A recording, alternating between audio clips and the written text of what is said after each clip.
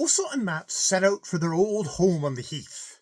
When they arrived, they were shocked to find the little cabin in flames.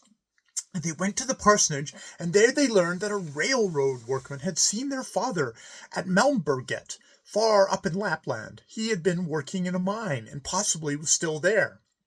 When the clergyman heard that the children wanted to go in search of their father, he brought forth a map and showed them how far it was to Malmberget, and tried to dissuade them from making the journey. But the children insisted that they must find their father.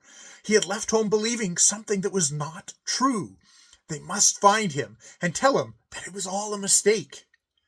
They did not want to spend their little savings buying railway tickets. Therefore, they decided to go all the way on foot, which they never regretted, as it proved to be a remarkably beautiful journey.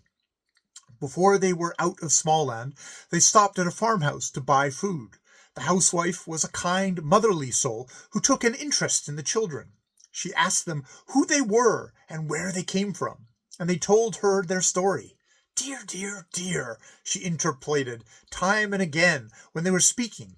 Later she petted the children and stuffed them with all kinds of goodies, for which she would not accept a penny. When they rose to thank her and go, the woman asked them to stop at her brother's farm in the next township. Of course, the children were delighted. "Give him my greetings, and tell him what has happened to you," said the peasant woman. This the children did, and were well treated. From every farm after that, it was always, "If you happen to go in such and such a direction, stop there or there, and tell them what has happened to you." In every farmhouse to which they were sent, there was always a consumptive. So Asa and Mats went through the country unconsciously teaching the people how to combat that dreadful disease. Long, long ago, when the Black Plague was ravaging the country, 'twas said that a boy and a girl were seen wandering from house to house. The boy carried a rake, and if he stopped and raked in front of the house, it meant that many should die. But not all, for the rake has coarse teeth and does not take everything with it. The girl carried a broom, and if she came along and swept before a door, it meant that all who lived within must die, for the broom is an implement that makes a clean sweep. It seemed quite remarkable that in our times 2 children should wander through the land because of a cruel sickness. But these children did not frighten people with the rake and the broom. They said rather, "We will not content ourselves with merely raking the yard and sweeping the floors. We will use mop and brush, water and soap. We will keep clean inside and outside of the door, and we ourselves will be clean in both mind and body. In this way we will conquer the sickness." One day, while still in Lapland, Akka took the boy to Malmberget, where they discovered little Mats lying unconscious at the mouth of the pit. He and Osa had arrived there a short time before. That morning he had been roaming about, hoping to come across his father. He had ventured too near the shaft and been hurt by flying rocks after setting off a blast. Thumbletot ran to the edge of the shaft and called down to the miners that a little boy was injured. Immediately, a number of laborers came rushing up to little Mats. 2 of them carried him to the hut where he and Osa were staying. They did all they could to save him, but it was too late. Thumbletot felt so sorry for poor Osa.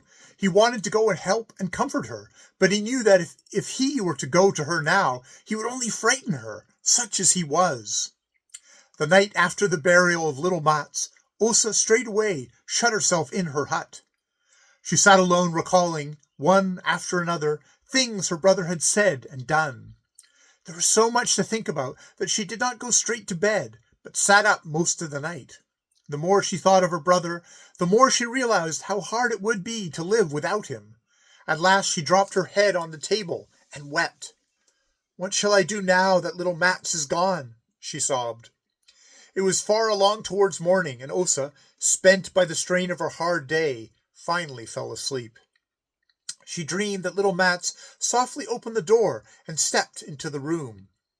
"Osa, you must go and find father," he said. How can I, when I don't even know where he is?" she replied in her dream. "Don't worry about that," returned little Mats in his usual cheery way. "I'll send someone to help you."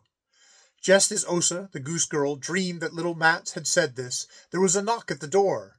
It was a real knock, not something she had heard in the dream, but she was so held by the dream that she could not tell the real from the unreal. As she went on to open the door, she thought, "This must be the person Ttl Mtts promised to send me."